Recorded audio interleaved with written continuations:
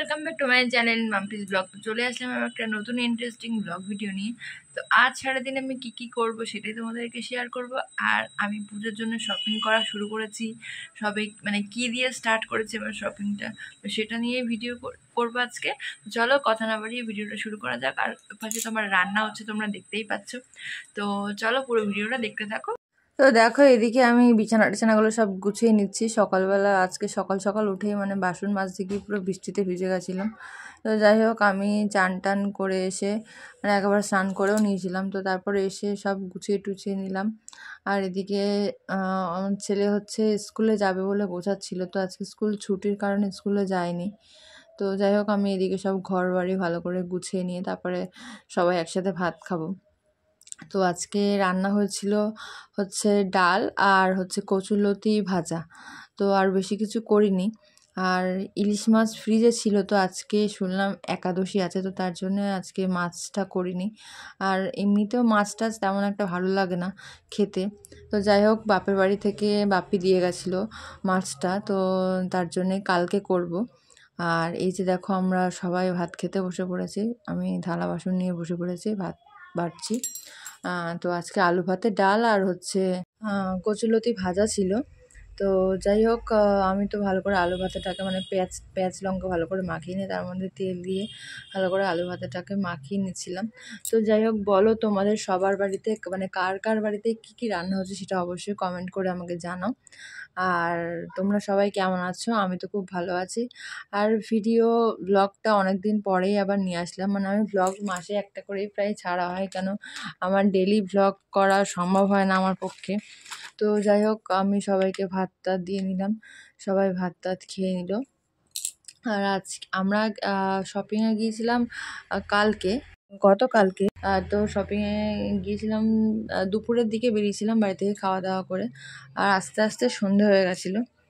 তো যাই হোক আমরা এই ভাত টাত খেয়ে উঠে একটু রাস্তার দিকে গেছিলাম। আর আজকের ওয়েদারটা তো কেমন ছিল তোমরা জানো, মানে একদম সকাল থেকে বৃষ্টি হচ্ছে, একদম ফালতু ওয়েদার, চারিদিকে কাদা, একদম ভালো লাগছিল না। তো রাস্তায় আমাদের গাড়ি দাঁড় করানো ছিল, চাল ছিল গাড়িতে। আর ওয়েদারটা কি সুন্দর, মাঠের দিকে গেছিলাম একটু দেখছিলাম, কি সুন্দর ভিউ লাগছিল, মানে কি সুন্দর ভিউটা একবার তোমরা দেখো, মানে এত ভালো লাগছিল। তো যাই হোক এই ভিউটা তোমরা একবার দেখো কি সুন্দর। আর এদিকে আমার শাশুড়ি মা ছাগল নিয়ে বেরোচ্ছিল। তো চলে এলাম পুজোর জন্য কি শাড়ি নিয়েছি সেটাই তোমাদের সাথে শেয়ার করতে। তো তোমরাও কে কে নিয়েছো অবশ্যই কমেন্ট করে জানিও। আর আমি তো এবছর একটাই শাড়ি নিয়েছি, অন্যবার দুটো নিই, এবছর একটু প্রবলেমের জন্য একটাই শাড়ি নিয়েছি। আর নতুন একজোড়া শাখা নিয়েছি। তো দেখো এই যে নতুন একজোড়া শাখা নিয়েছি। এই শাখাটা নিয়েছে হচ্ছে 500 টাকা নিয়েছে।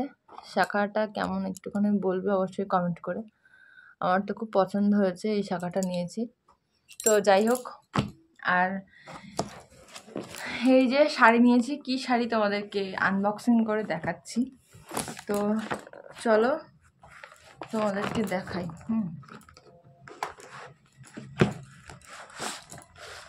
এখনও ছেলের বাকি আছে, ওর বাবার বাকি আছে, সবাই কিনবে। আর ছেলের জন্য জুতো নেব, আর একটা ব্লেজার কোটের অর্ডার দেওয়া আছে ওর জন্যে, সেটা আনবো। আর আমি তো এই শাড়িটা নিয়েছি, তো আমার শাড়িটা কেমন হয়েছে তোমরা দেখো, দেখে অবশ্যই কমেন্ট করে জানিও। এই যে শাড়ির ক্যাটলগটা তোমরা দেখতেই পাচ্ছ, এই যে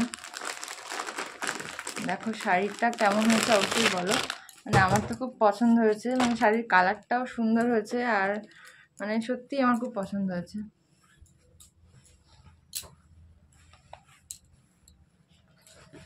এই যে এই হচ্ছে শাড়ি। আর এর ভিতরের দিকে এটা হচ্ছে আঁচল, আঁচলটায় পুরোটা কাজ করা। হ্যাঁ, আর এরকম অল বডিতে এরকম ছোট ছোট বুটিক দেওয়া আছে, মানে ছোট ছোট কাজ করা আছে, এরকম অল বডি কাজ করা আছে। এই যে আর এই পোর্শনটা আঁচলের মধ্যে পড়ছে, এই যে এই পোর্শনটা আঁচলের মধ্যে পড়ছে।